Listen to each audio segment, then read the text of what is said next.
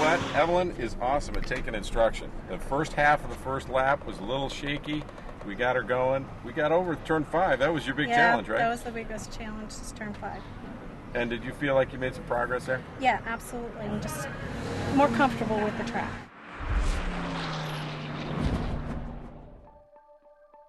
We're here at the end of the Sunset Straight, which is a fairly quick area of Reno-Fernley.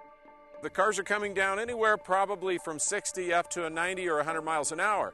At a track day, we always want to remember that we're driving at 7/10. So the cars have come in. Now the way they get through this turn is really critical. We really want to come in slow and exit on the throttle as soon as we can.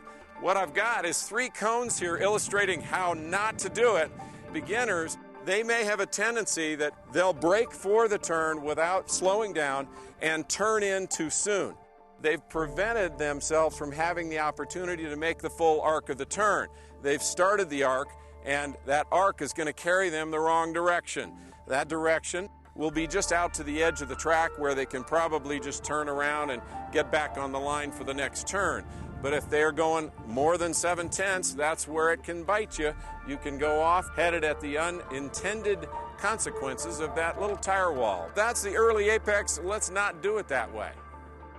Most drivers, even new drivers and more mature drivers, have been taught to drive down the middle of the lane on the highways. It's only the safe way to do it.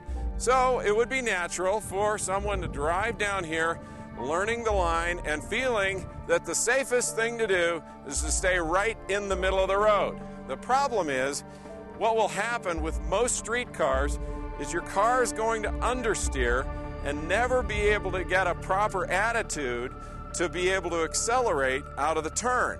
So this driver comes around the turn all the way through the center of the section of asphalt we have here, squealing the tires all the way, but as they progress through the end of the turn, the car is still fighting to go through the outside of the turn, and they haven't gotten to be able to get control of the car and accelerate out.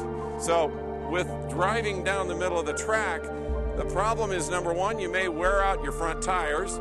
It might be really exciting, you might be having some fun, but you won't be going fast because you'll be way out here before you get on the throttle. That's not the best way to go either. This time, we're going to come into this turn and we're going to get it right. And in that process, you're going to learn one of the most important things to driving quickly, smoothly, and safely around a track. And that is using the entire track, starting on the outside of the entry, going to the inside of the middle of the turn, and using the entire track by exiting all the way to what we would call the track out point on the outside of the turn. Another way to look at this is we can actually make a 180-degree turn into roughly a 160-degree turn by softening the arc. What we'll do to make this happen is come into the turn, we'll get on the brakes a little bit earlier, and we're going to go straight a little past the arc of the turn and give up a little bit of speed at the beginning of the turn. Once we've got control of the car, we can then make the turn a bit more suddenly, about in the position of this first cone, starting the rotation of the car, and at this point, you start working the car from the outside down to the inside of the turn. This time, we're coming around the turn, coming toward the apex, going to drive by the apex on the throttle. If we get it right, we actually can be driving down the end of this turn, feeding the throttle, hopefully before the apex. That's way faster way to get to the next turn.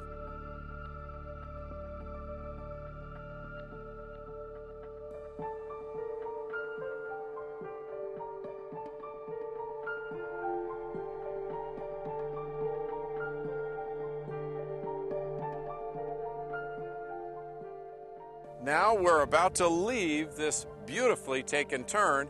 After we've done the asymmetrical late apex, we've got the car in a nice straight line coming out of the turn. Now I've put 2 cones down there that might be a little bit confusing to you.